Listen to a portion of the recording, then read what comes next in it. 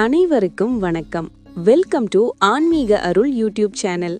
நமது ஆன்மீக அருள் சேனலில் ராசி பலன்கள், ஆன்மீக குறிப்புகள், திருத்தலங்களின் வரலாறு மற்றும் பல ஆன்மீக தகவல்கள் தொடர்ந்து வரவுள்ளன. எனவே நமது சேனலை சப்ஸ்கிரைப் செய்து ஆதரவு அளிக்குமாறு கேட்டுக்கொள்கிறோம்.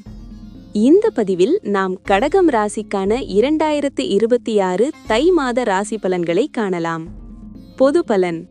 தை 2026 மாதம் கடகம் ராசியினருக்கு உணர்ச்சி சமநிலை, குடும்ப பொறுப்புகள் மற்றும் உள்ளார்ந்த மாற்றங்கள் நிறைந்ததாக இருக்கும்.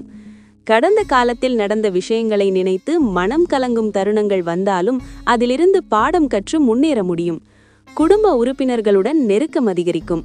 சிலர் வீடு, சொத்து தொடர்பான முடிவுகளை எடுக்கலாம். ஆன்மீக சிந்தனை அதிகரித்து மன அமைதியை தேடும் எண்ணம் வலுப்படும். பொறுமையுடன் நடந்தால் இந்த மாதம் நல்ல அனுபவங்களை தரும். தொழில், வேலை. தொழில் மற்றும் வேலை விஷயங்களில் நிலையான முன்னேற்றம் காணப்படும். வேலை செய்பவர்களுக்கு மேலதிக பொறுப்புகள் வரலாம், ஆனால் அதற்கேற்ற மதிப்பும் கிடைக்கும். அரசு துறை, கல்வி, மருத்துவம், உணவு, சேவை துறைகளில் இருப்பவர்களுக்கு நல்ல வாய்ப்புகள் உருவாகும். வியாபாரிகளுக்கு பழைய முதலீடுகள் மூலம் மெதுவான ஆனால் உறுதியான லாபம் கிடைக்கும். வேலை மாற்றம் நினைப்பவர்கள் அவசரப்படாமல் சரியான நேரம் வரை காத்திருப்பது நல்லது.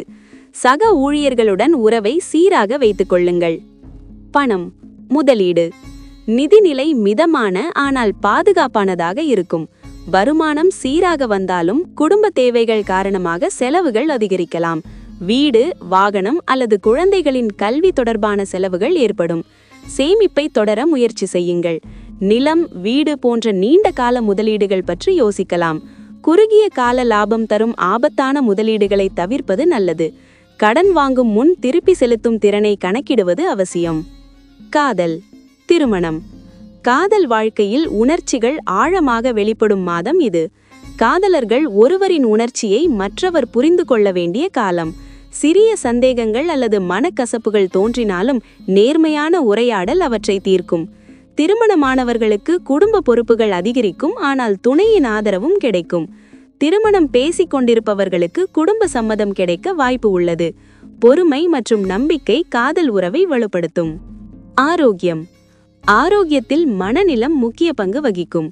அதிகமான கவலை காரணமாக வயிறு சம்பந்தமான பிரச்சனைகள், அமிலத்தன்மை அல்லது தூக்கமின்மை ஏற்படலாம். உணவு நேரத்தையும் தரத்தையும் கவனிக்க வேண்டும்.